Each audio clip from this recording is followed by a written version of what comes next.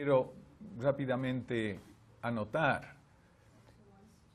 Realmente he estado trabajando en el ámbito urbano más que en ninguna otra parte. Y últimamente, y diría todos mis años de profesión como jesuita y comunicador, han estado en contacto con los jóvenes. Claro, una clase media urbana sobre todo.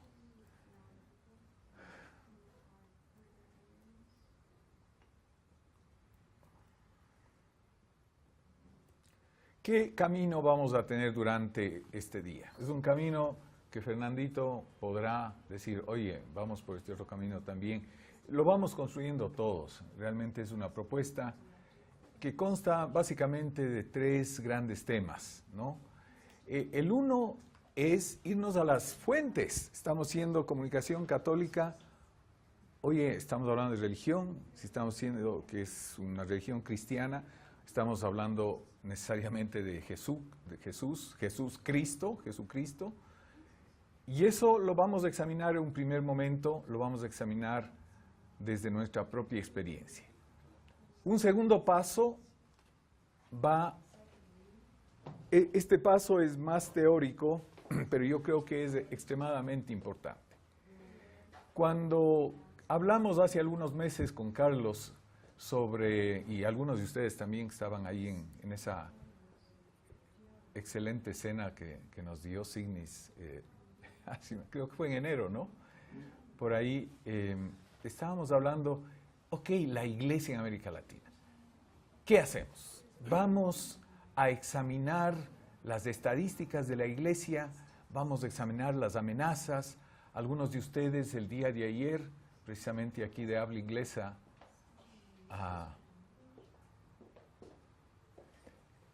presentaron algunas preguntas muy importantes sobre las otras agrupaciones religiosas y su impacto en la Iglesia Católica y todo eso.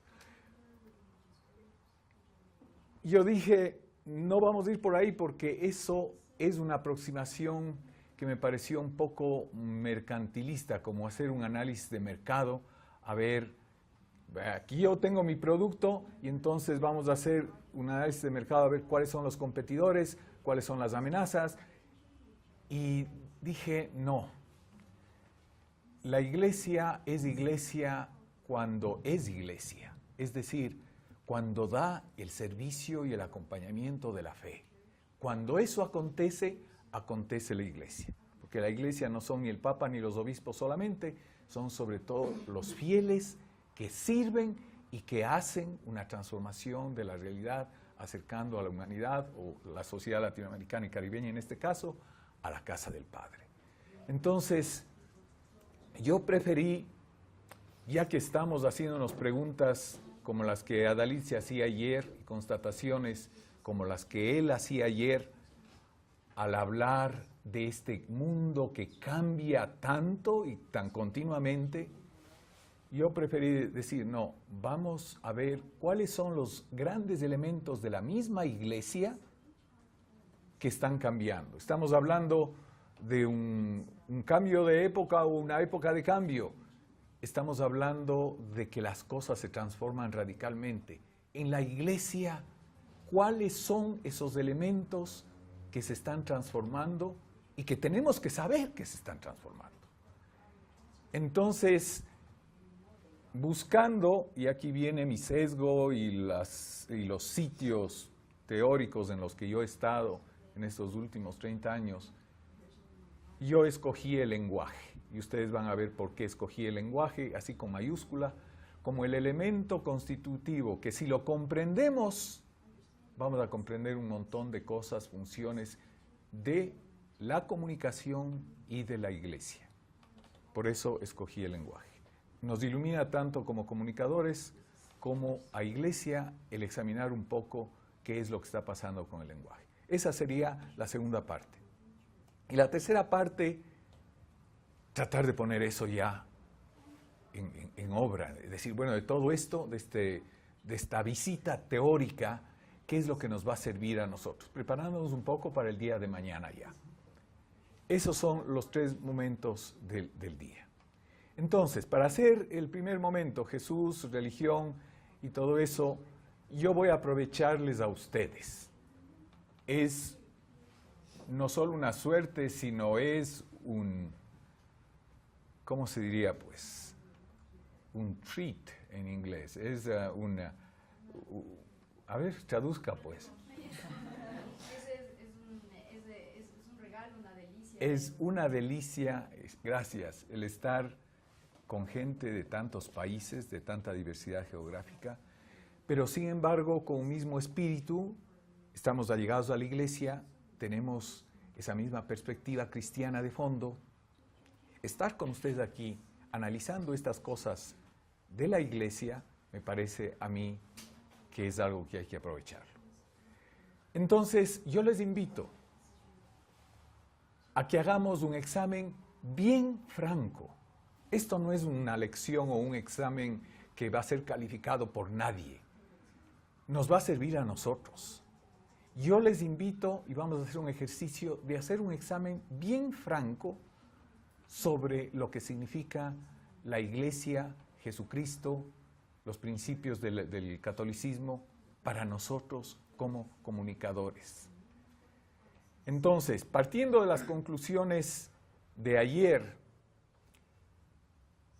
vamos a ver cómo nosotros hacemos ese examen.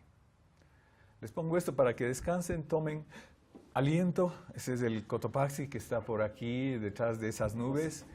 Y está vivo el Cotopaxi. Está sin fumarolas en este momento, pero puede estar. Bueno, eso nada más para distraerles, porque aquí viene el ejercicio personal. Ok, entonces, esto es lo que van a hacer ustedes. Y esta es la pregunta. ¿Qué añade o quita la religión católica a su trabajo profesional como comunicador? Usted. Y voy a dejar este slide aquí mientras hacemos este ejercicio. Este va a ser un ejercicio personal. Va a hacer usted un examen de conciencia. ¿Qué quiere decir? Vamos a aclarar esta pregunta lo que haga falta. Dice, ¿qué quita la religión católica? ¿A qué me refiero cuando digo la religión católica? Puede referirse a varios aspectos de la religión, como por ejemplo, las creencias.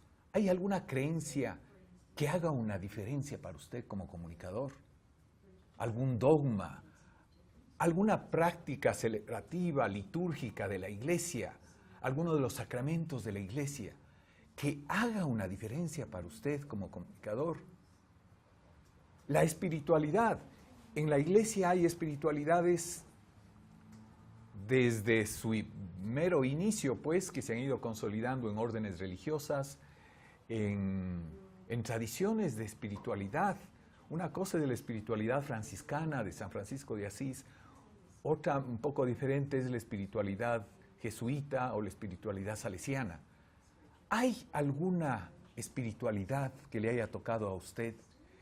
Pero no que usted quiera que le toque, no le estoy preguntando eso. Estoy preguntándole, de hecho, si hablamos de espiritualidad cristiana, ¿le ha servido a usted para algo? ¿Alguna espiritualidad cristiana en su trabajo? Ese es un trabajo de mucha sinceridad y de pensar también, de pensar en dónde, cuándo me he encontrado con una espiritualidad, con las prácticas de la iglesia, con la ética que viene y la moral que viene de la tradición cristiana. ¿Ha aportado para mí algo? La ética, la moral, las reglas de la iglesia, de comportamiento, de disciplina. Y la estructura organizativa de la iglesia. Nosotros estamos aquí porque formamos parte de alguna manera de esa estructura organizativa. Pero ¿le ha aportado algo? ¿Signis le aporta algo a usted como profesional? Tenemos que preguntarnos con mucha sinceridad.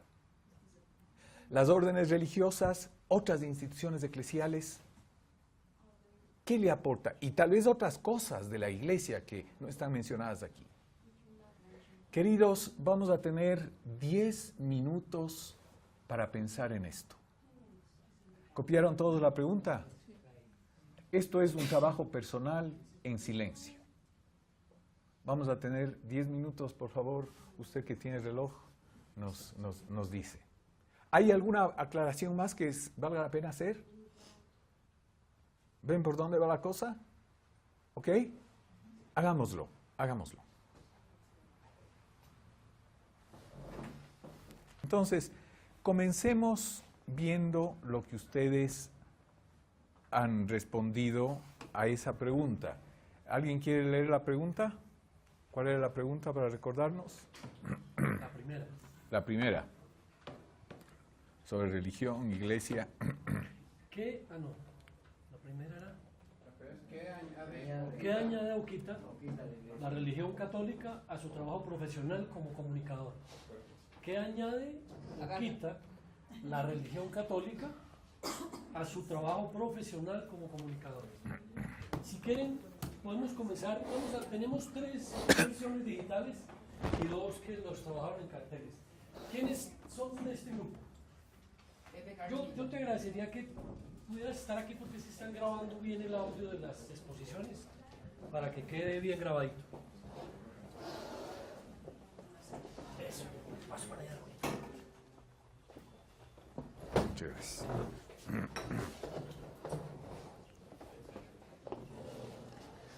¿Sacas este cablecito? Ojalá.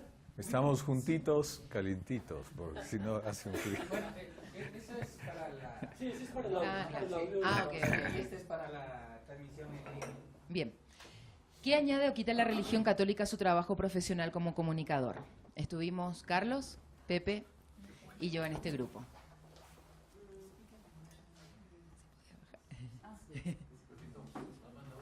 La religión me ha dado ética cristiana, compromiso con la verdad, valores de justicia.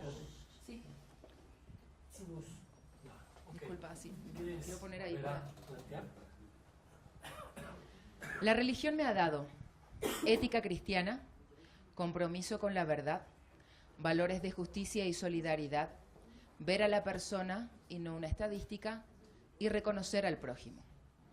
La verdad es que fue muy poco tiempo, 10 minutos, nos quedamos con más ganas, porque es apasionante esta autovaloración que muchas veces no nos hacemos, estando a las corridas muchas veces en los medios de comunicación o trabajando directamente de distintas formas, cada uno en su ámbito. Muchas veces uno no se hace esta pregunta.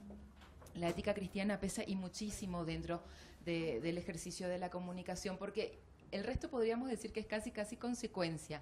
El compromiso con la verdad. Hablábamos, por ejemplo, que cómo nos podemos quedar callados ante injusticias. ¿Cómo podemos, como comunicadores católicos, ver una situación que se puede dar en cualquiera de nuestros países con respecto a una injusticia? Y yo daba, por ejemplo, la situación de que en mi país muchas veces no hay medicamentos en los hospitales y los chicos mueren por culpa de esto. Entonces, ¿cómo yo puedo quedarme solamente como observadora ante una situación así, por ejemplo? ¿Cómo puedo solamente informar y no señalar que esa es una realidad que se debe cambiar de alguna forma? Esto también tiene que ver mucho con los valores de justicia y solidaridad, porque vemos también que dentro de esta situación la justicia juega un papel fundamental y el ser solidario a través de la comunicación es muy importante, porque con nuestras palabras evidentemente podemos transformar ideas, pensamientos, posiciones, y esto también de ver a la persona y no una estadística tiene mucho que ver con el sentido del prójimo. Ahí está también reconocer al prójimo. Es decir, no ver solamente un número o informar o tener en cuenta que se dio un accidente de tránsito, que se dio una muerte más por varicela o por alguna enfermedad que quizás se pudo haber prevenido, sino ver esa persona que falleció tiene una familia. Esa persona que falleció es una mamá, es un papá, el hijo de alguien, el hermano de alguien. Ver a la persona, no solamente ver una cifra. Esto es lo que nos dio. Muy bien, muchas gracias. Vean ustedes que aquí han respondido qué es lo que la religión me ha dado. Este grupo no ha mencionado nada que le ha quitado, porque la pregunta era también en negativo, ¿no? ¿Qué ha quitado la religión de su religión? No, pero el hecho de que no hayan pensado en eso es muy decidor. Muy bien, muchas gracias. Ahora, si quieres, ¿quieres trabajar en este cartel? Acá nosotros. Entonces,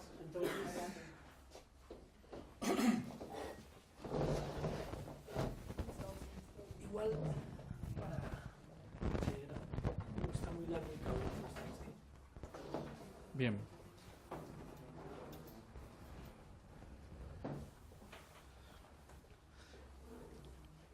Bien, como se pedían ciertos 5 puntos a abordar, nosotros pusimos en el primero la organización de la iglesia, donde encontrábamos que era una organización que facilitaba, ¿cierto?, el poder trabajar en redes. O sea, estaba como el ambiente propicio para que se generara el trabajo en redes y era muy fácil hacerlo. Pero también hicimos un parangón, eso lo veíamos como positivo, pero también veíamos que tenía la organización algo que no era positivo, ¿ah? Y que tenía que ver con el poder, ¿ah? El poder de la iglesia. Que nosotros pensábamos que no estaba al servicio y no escuchaba muchas veces a los profesionales de la comunicación. Entonces, en el caso de los obispos y algunos sacerdotes que se creían como la única verdad, ¿ah? Incluso en algún momento ellos nombraban encargados de comunicación en sus obispados, pero nunca ellos tenían la oportunidad de hacer las vocerías, sino que era el obispo, y comúnmente se equivocaba o lo hacía pésimo. Porque como ellos creen que tienen siempre toda la verdad, entre comillas, entonces eso se prestaba, lo veíamos como algo negativo. Sobre todo porque si se contrataba un profesional de comunicación era porque era el experto, era el que sabía, pero nosotros en Chile decimos que los obispos pontifican mucho sobre todos los temas. Y hay muchos que no dominan tanto. En el segundo punto, como una cosa positiva que nosotros también veíamos, en este caso que nos impulsaba a ser éticos y a desarrollar un trabajo movido por valores. Eso lo voy a dejar ahí porque después tiene que ver con el último punto que pusimos. También veíamos como un valor que esta iglesia posee una gran cantidad de carismas. ¿Ah?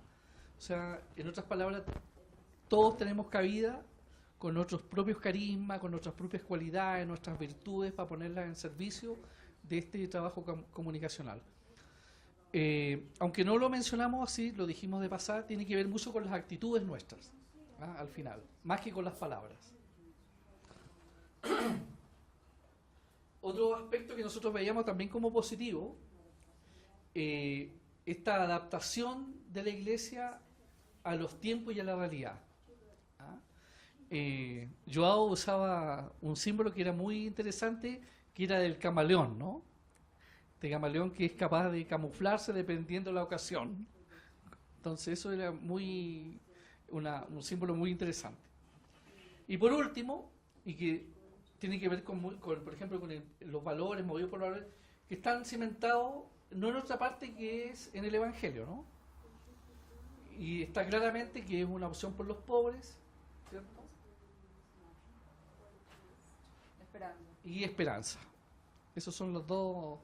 El quinto punto que nosotros veíamos como que la religión nos entregaba, pero teníamos un aspecto que no nos parecía, al menos reconocimos en ese momento, que no era positivo, que era algo más bien negativo en este momento.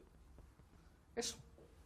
Muy bien. Lo leo igual. Consideramos que la religión es una riqueza para nuestra vida como comunicadores. E inmediatamente entendemos la religión como diversas espiritualidades que históricamente nos han acompañado en la vida y que se han concretado en prácticas de nuestro quehacer comunicacional. O sea, fue muy interesante, digamos así, cuando empezamos a compartir, digamos así, la reflexión que hemos hecho personalmente, ver, digamos, la significación que la cercanía con ciertas espiritualidades había dado a nuestra vida como comunicadores. No sé, qué sé yo les contaba de los focolares, de los lasallanos con toda la experiencia en la crujía, el padre Néstor con el carisma de la congregación que lo había, que lo anima en este momento. También nuestro amigo de México con todas sus experiencias también de los legionarios, ¿no? O sea, venía como muy en evidencia que, digamos, esa relectura, digamos así, del mensaje cristiano que suponen las espiritualidades, era como uno de los elementos más significativos, y que no era una cuestión conceptual, sino que realmente nos contamos un montón de experiencias donde verificábamos que esto era así, ¿no? O sea, bien. Y después, bueno, también la doctrina social de la Iglesia como plataforma de diálogo con la cultura, o sea, cada uno, digamos, tenía como formación en este campo y, bueno, sentíamos que era algo también importante, ¿no? Y después algo que aparecía, digamos así, también en nuestras experiencias, era la búsqueda de la comunión entre los comunicadores con quienes compartimos los valores cristianos, ¿no? En este sentido, digamos, también, bueno, después emergía mucho que por algo estábamos en Signis, ¿no? Y quizás, digamos, esta última idea tenía que ver mucho con esto, ¿no? Bien. Ok, gracias. Bueno, en el grupo 3, En el grupo 3. que estuvimos Ricardo y... perdón, Víctor, Jorge y yo, estuvimos hablando de qué nos da, qué nos agrega la Iglesia. Decíamos la fuerza en la fe, la capacidad de diálogo y de tender puentes, mucho de lo que han hablado ya los otros grupos, y la capacidad de educar para transformar, ayudar y salvar al otro. Veíamos quizás como algunas barreras o como algunas cosas que nos quitan fuerza, el conservadurismo que frena nuestro trabajo por el reino de Dios, la escasez de espacios de comunicación dirigidos por laicos. Creo que el primer grupo hablaba de eso, de cómo los obispos a veces quieren dirigir todos los espacios de comunicación, y la apertura de oportunidades de apoyo de la estructura jerárquica de la Iglesia. Muchas veces falta esa apertura y esa oportunidad para apoyar los movimientos de laicos, las asociaciones y demás. Práctica como comunicador, nuestra fe y la fe de los individuos, grupos, organizaciones dentro de la Iglesia que servimos, así como son contribuciones y aportes. Entonces, no solamente nuestra fe, pero también la fe de las personas en nuestros grupos. El haber sido educados dentro de la religión, mis convicciones y mi sentido de misión. Y aquí tenemos la gran misión en Mateo: vayan por todo el mundo y prediquen el Evangelio y conviertan discípulos en todas las naciones. Y eso nosotros vemos como una misión personal que nos da el Señor. Mis dones y talentos, la habilidad para organizar y también para sacar lo mejor en los demás, en los otros. En las temporadas litúrgicas de la Iglesia y la inspiración que despiertan en mí, que animan mi creatividad. Y al otro lado, las limitaciones, la falta de planificación, guía y apoyo desde la jerarquía eclesial, así como la oposición interna y el desánimo que puede venir desde allí en algunos momentos. Y la falta de habilidades en marketing y de compromiso en el personal, así como de algunas herramientas que nos ayuden a promover nuestro trabajo para conseguir apoyo tanto humano como financiero. Gracias. Muy bien, clarito. ¿Preguntas, algo para clarificar?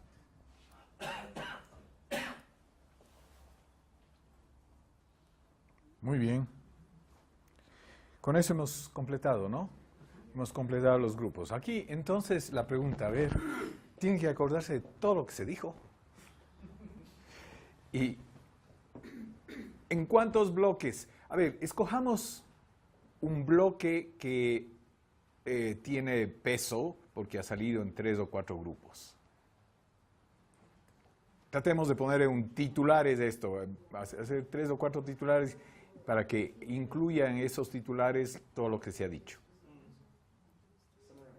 ¿Quién? Summarize.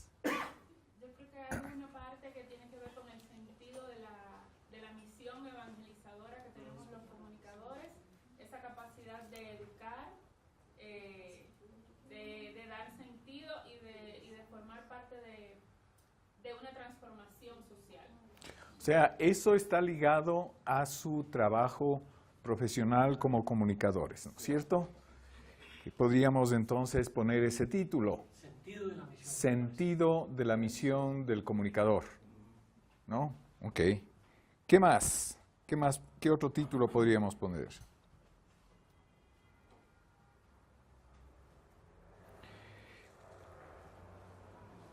Hay unas cuantas cosas muy valiosas que giran en torno a la persona como prójimo, a la persona como pobre, a la persona que necesita justicia y solidaridad.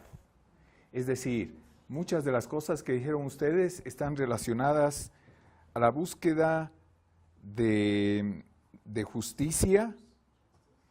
Inclusive cuando mencionaron la doctrina social de la Iglesia, es una manera que la Iglesia ha tenido como institución de contribuir a esta centralidad del pobre, a esta centralidad del prójimo. Y mencionaron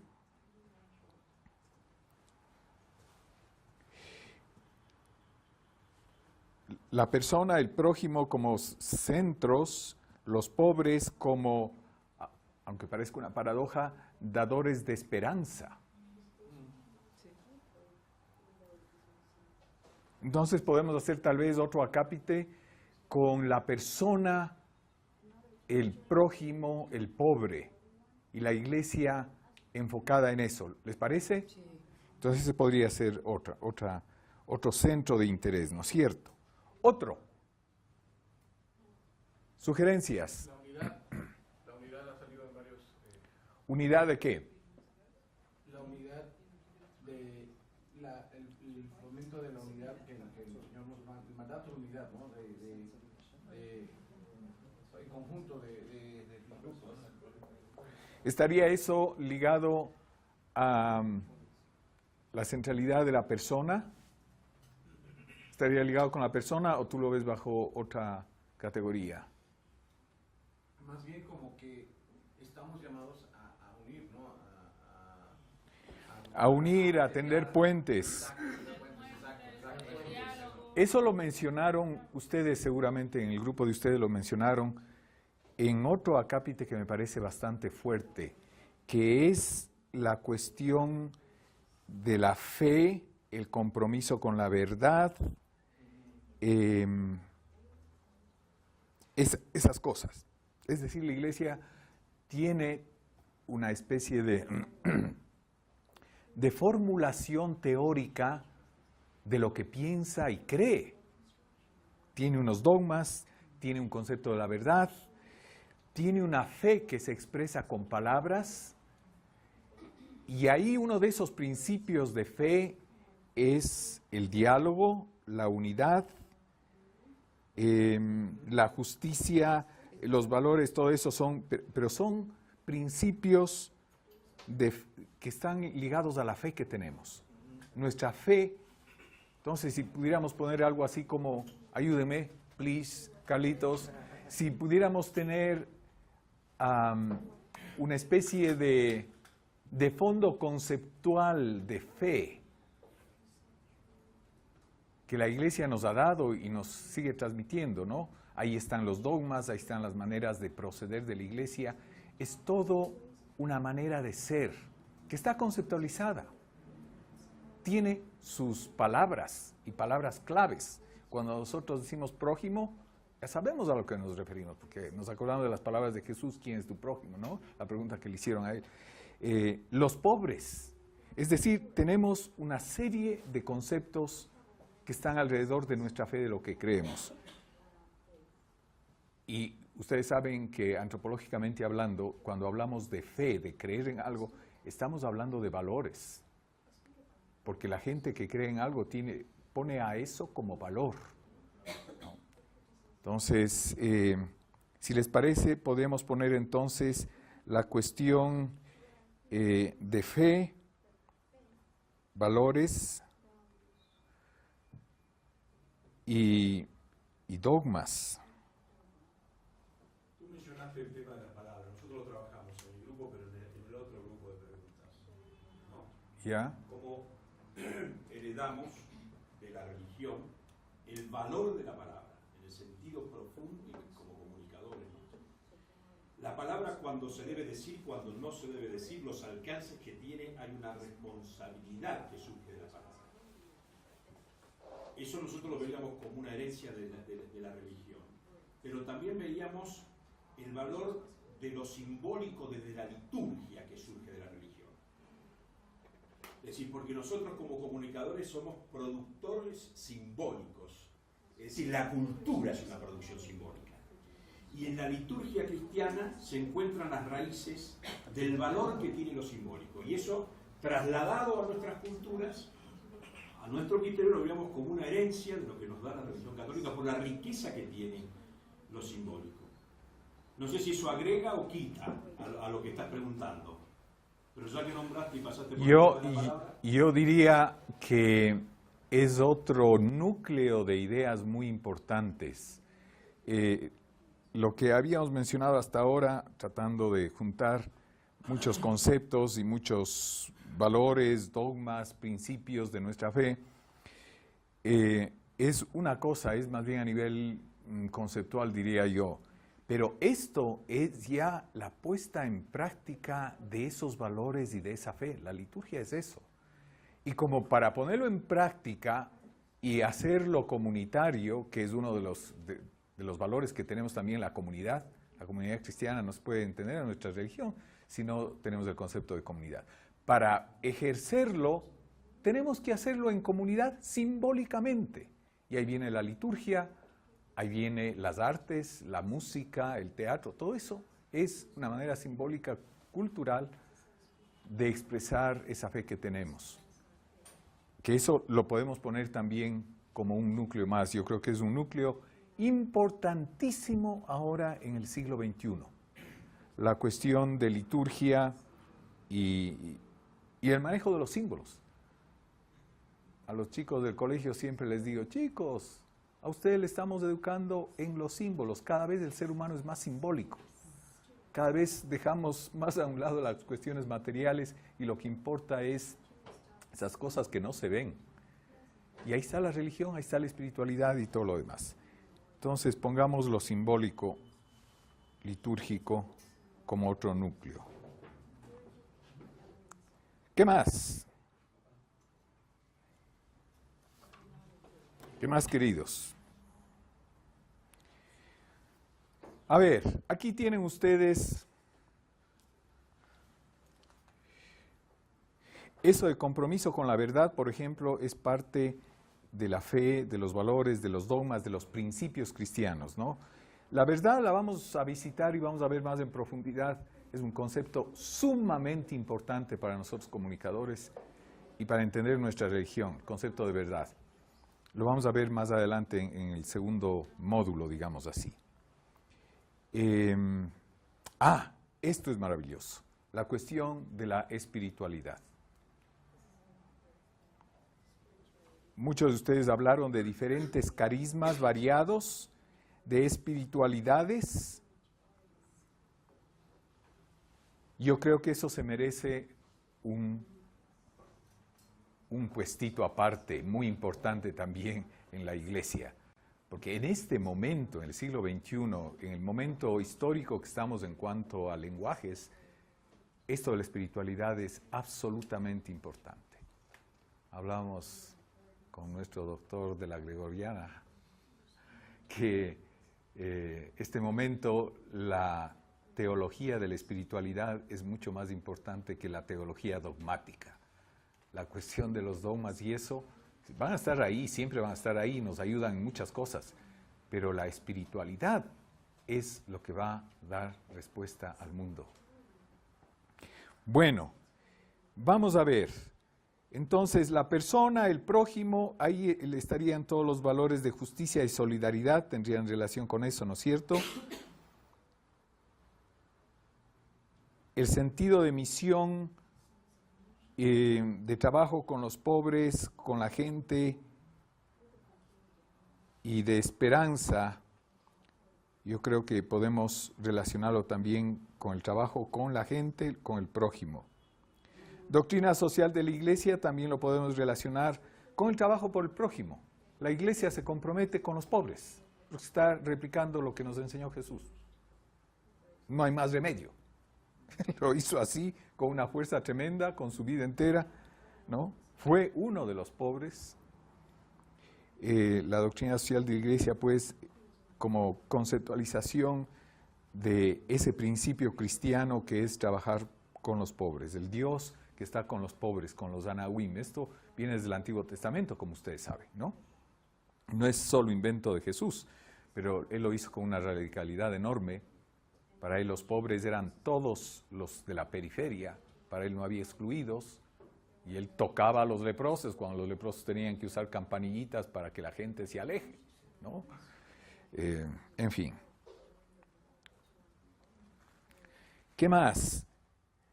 Vamos a un punto bien importante que lo mencionó un par de grupos, la organización de la Iglesia. La Iglesia como organización que facilita, que vehiculiza el trabajo de comunicadores para ser comunicadores de la Buena Nueva, comunicadores católicos, la organización de la Iglesia. Y mencionaron en concreto la facilitación que la Iglesia hace de las redes y del trabajo en comunicación.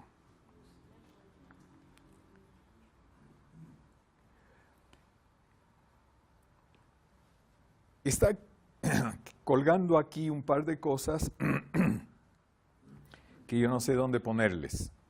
Por un lado, dice adaptación de la Iglesia a los tiempos. A los tiempos, la Iglesia ha tenido la habilidad, no es una habilidad infinita, muy lejos de eso, ¿no? Porque ustedes mismos lo han dicho, que tiene límites esa habilidad de la Iglesia para adaptarse a los tiempos. Hay debilidades que limitan este concepto de adaptación, como por ejemplo los pocos espacios de comunicación dirigidos por laicos, como por ejemplo la falta de apertura de los obispos y la falta de apoyo de la Iglesia, de los jerarcas de la Iglesia o de los dirigentes de la Iglesia para los trabajos de comunicación. Eso es negativo con respecto a esto de la adaptación de la Iglesia a los tiempos. Pero podríamos poner que la tendencia de la Iglesia es mirar los signos de los tiempos. Eso es muy cristiano. Eso la Iglesia lo hace y con gusto, y por vocación, y por esencia, adaptar los signos de los tiempos, ¿no?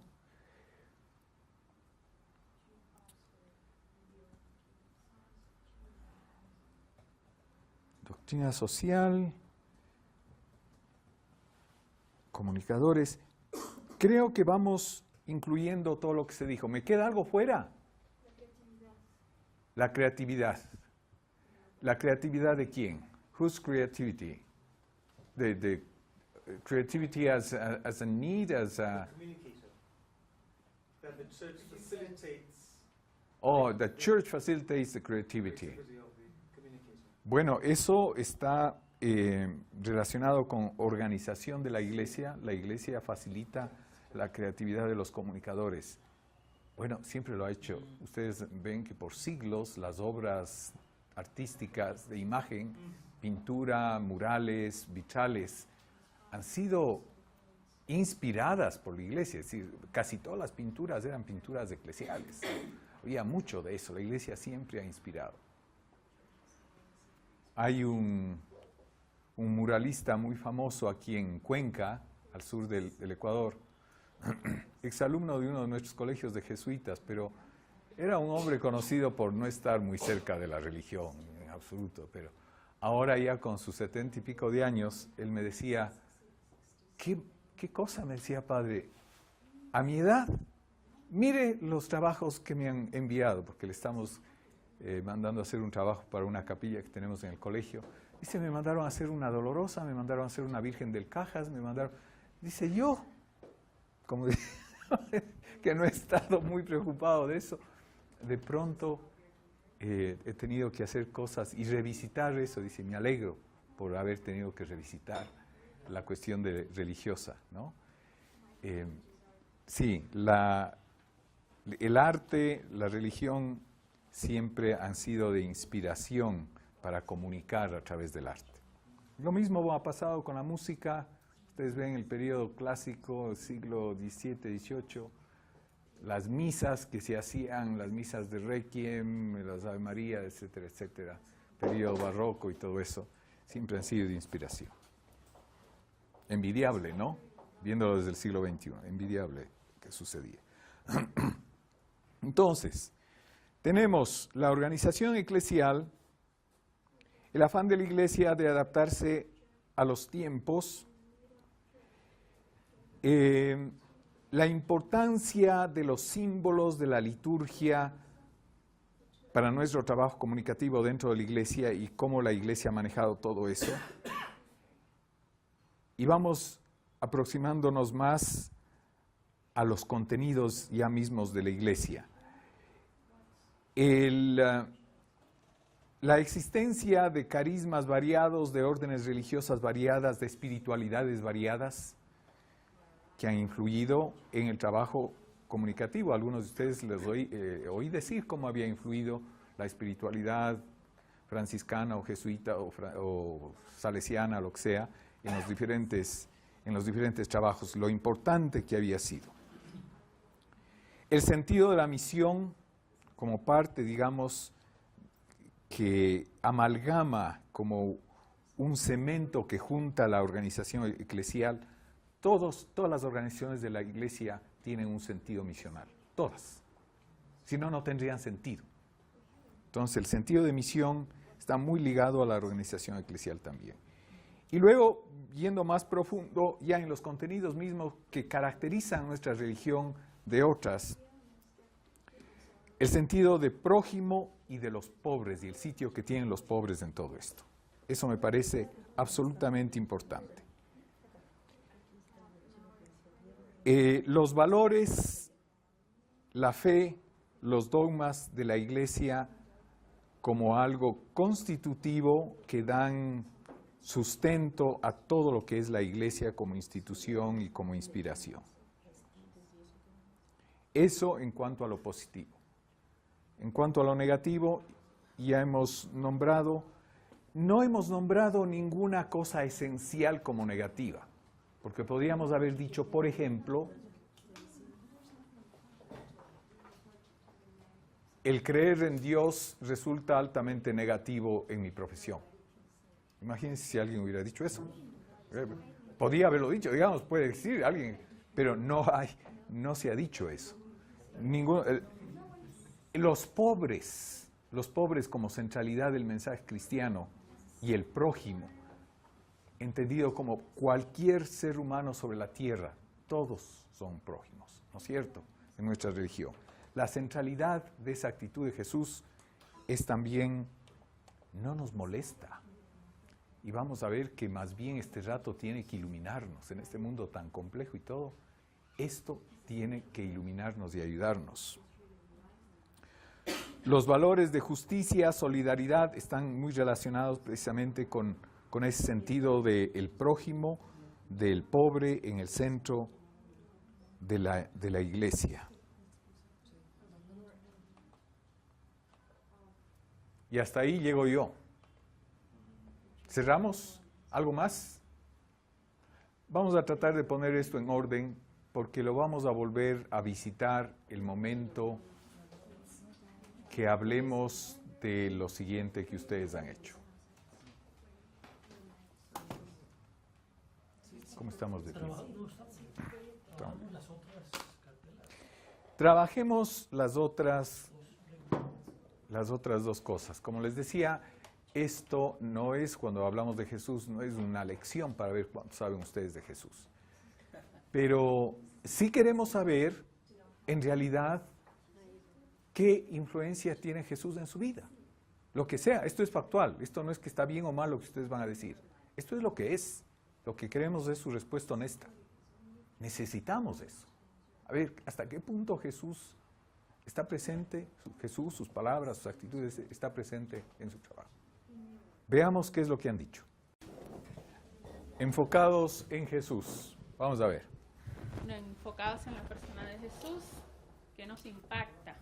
Nos impacta para nuestro trabajo la capacidad de acogida de Jesús, sin distinción de ninguna índole. Y ahí recordábamos todos esos episodios donde Jesús acogía a la extranjera, a los enfermos, al recolector de impuestos, o sea, todas las personas que en ese momento Jesús acogía, y que nosotros también estamos llamados a ser abiertos y acoger.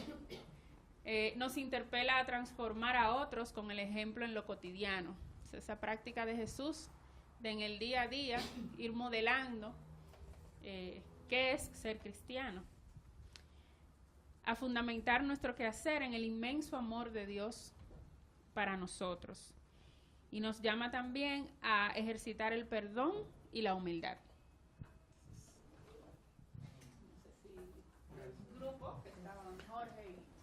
Muy bien, o sea, esto viene de las palabras, de los actos de Jesús, del Jesús del Evangelio. Eso a ustedes les ha resultado útil y que les ha hecho impacto en su trabajo profesional. Muy bien. El valor de la palabra. Jesús, cuando hablaba, evidentemente la palabra era fundamental. Y esto también, por supuesto, nos lleva a nosotros, dentro de nuestra profesión, a valorar esa posibilidad que tenemos, como decíamos hace rato, de transformar a través de la palabra. El valor de lo simbólico. Y aquí a mí me gustaría, Carlos, que vos expliques mejor esta parte, porque es... Bueno, más o menos algo ya dije, no sí, quiero por eso. volver a intervenir. O sea, estamos en un mundo, la cultura es una producción simbólica, definitivamente. Entonces, tener conciencia de que trabajamos con el símbolo y lo que genera el símbolo, ¿no? Es decir, nosotros en este caso, ¿por qué lo desprendimos de esta pregunta? Porque surge de la riqueza simbólica que tiene la liturgia de nuestra religión.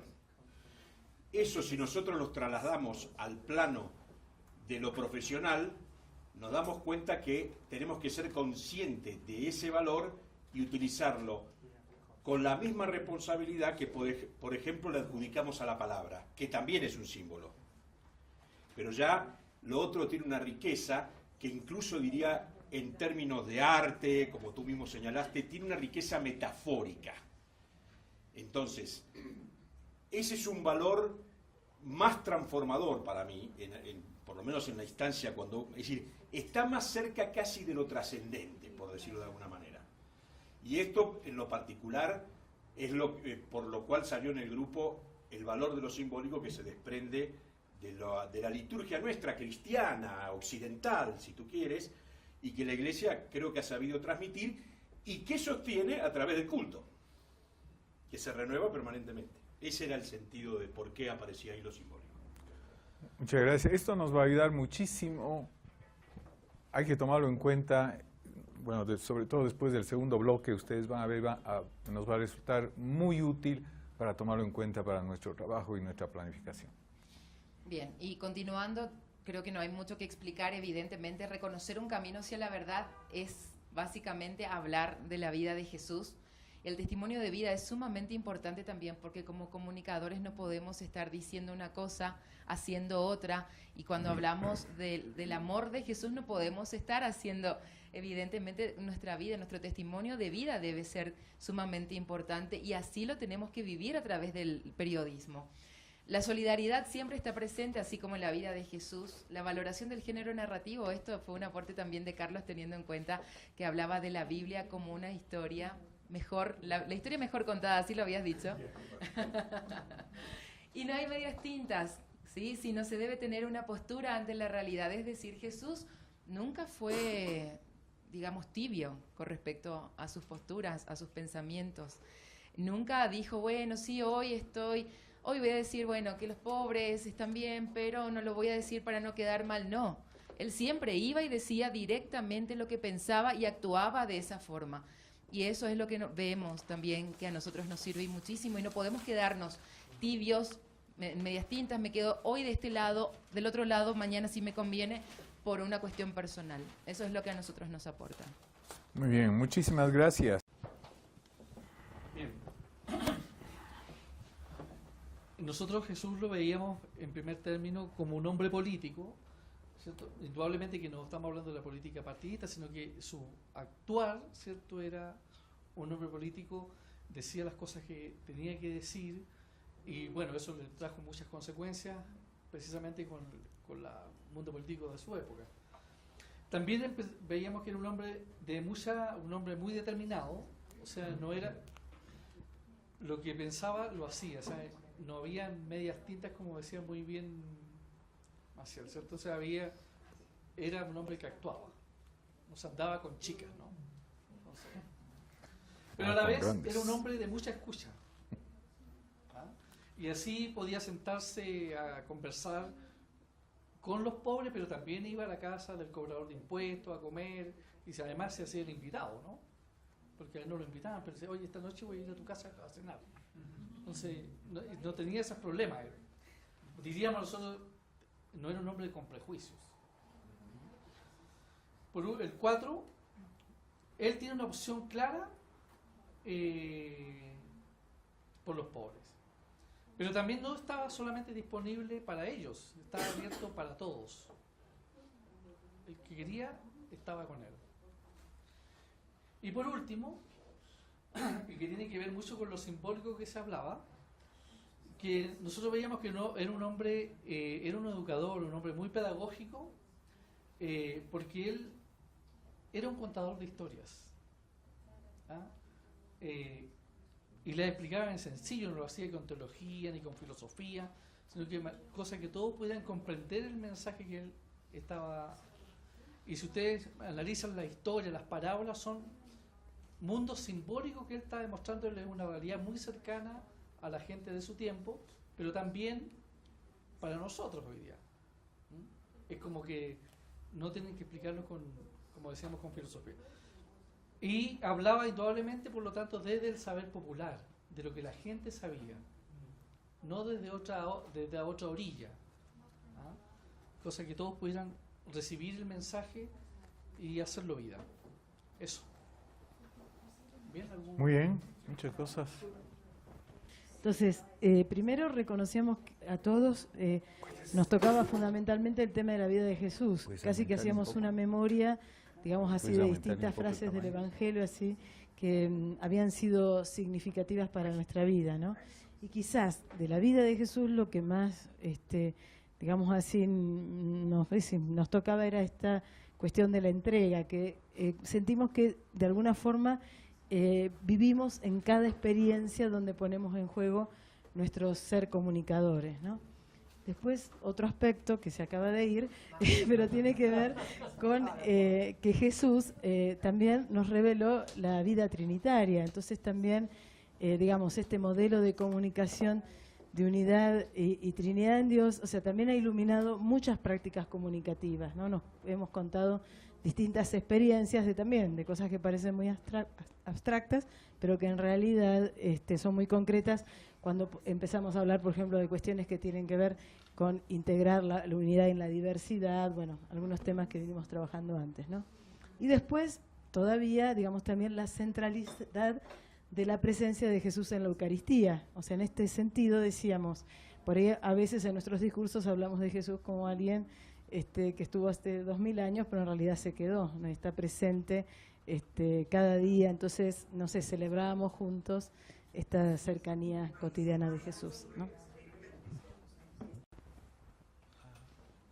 Bueno, relevancia.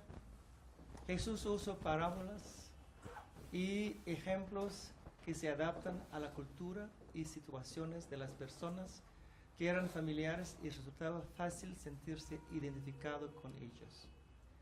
En nuestros trabajos y nuestras vidas tratamos de seguir este ejemplo y esta metodología. Impacto y palabras. Las enseñanzas de Jesús siempre estaban centradas en los otros. Sanaciones, el ejemplo de Lázaro, por ejemplo.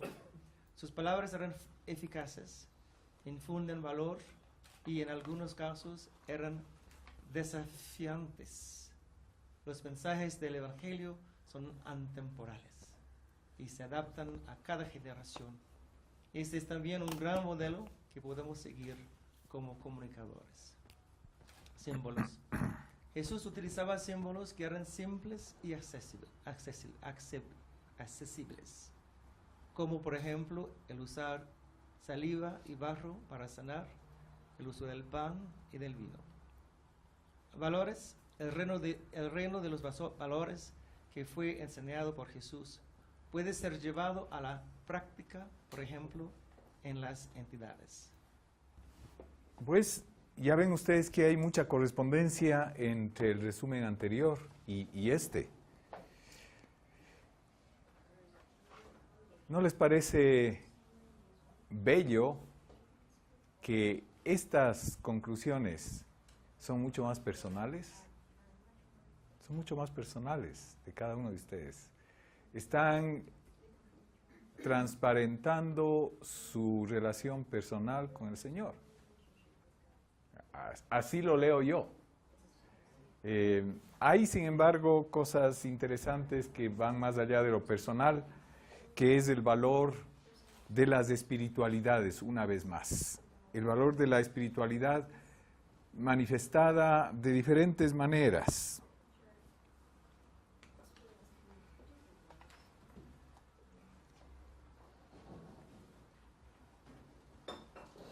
Se vuelve a mencionar de varias maneras también la opción clara de Jesús por los pobres.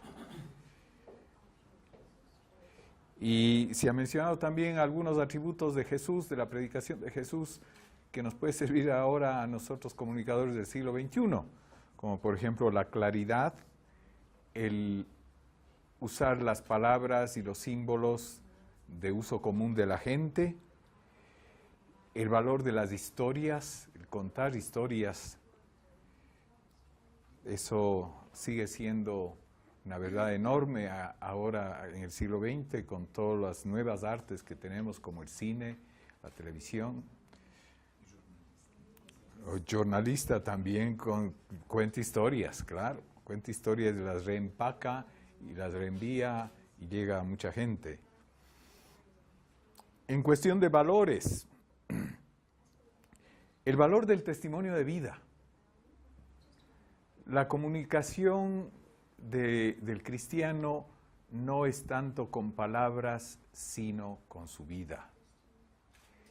Y el comunicador audiovisual cristiano comunica testimonios de las personas. Lo mejor que puede hacer un comunicador cristiano no es hablar teóricamente sobre la comunicación, sobre el cristianismo, es mostrar cómo cómo la gente vive su cristianismo y cómo eso ayuda. Ese testimonio, esa historia testimonial es altamente efectiva en cuestión de proclamar la palabra, proclamar el reino, ¿no?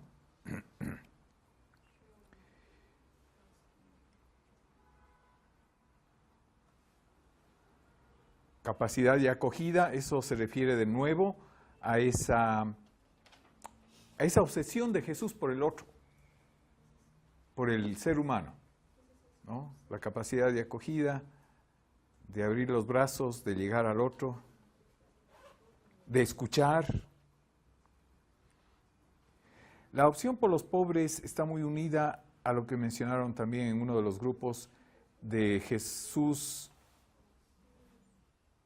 como hombre político, más allá de los partidos, como se dijo. La opción por los pobres nos va a decantar, nos va a decantar políticamente, si es que ustedes quieren.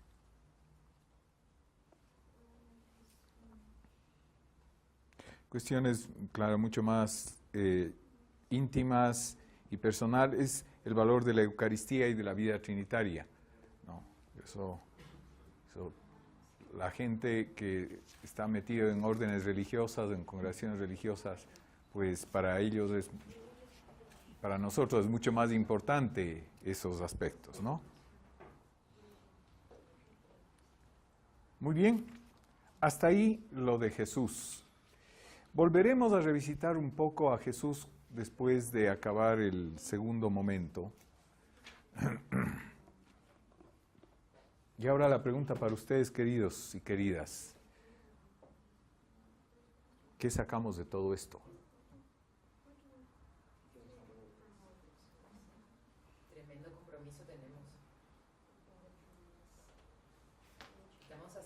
resumen de todo lo lindo. Ahora, ¿de qué forma lo aplicamos en la realidad? Todos los días. El compromiso que tenemos es muy importante. ¿Cómo asumimos ese compromiso? ¿Cómo lo vivimos? Y de qué forma también hacemos que ese compromiso tenga un resultado. Fíjense bien que aquí hemos estado visitando dos aristas de una misma realidad. La arista profesional, y les he preguntado a ustedes precisamente Jesús, la religión, la iglesia, cómo influye en su vida profesional. Y claro, nos hemos ido acorralando a tener que responder, porque estamos respondiendo y bueno, ¿y ahora cómo hacemos, no? Yo les invito ahora a que pensemos un poco más en cómo ayudar a la institución iglesia y a las tareas que tiene la iglesia como proclamadora de la buena noticia, cómo podemos ayudar a esa iglesia a desarrollar su tarea en este siglo XXI. Como les decía al principio, yo me he apartado un poco de la preocupación de ver quiénes son los enemigos y cómo vamos a poder defendernos de los enemigos exteriores de la iglesia. Y quiero ahora entrar a una segunda parte donde analicemos un componente que me parece crucial para entender lo que pasa con nosotros comunicadores y para entender lo que pasa con la iglesia y con su predicación y su misión de hoy.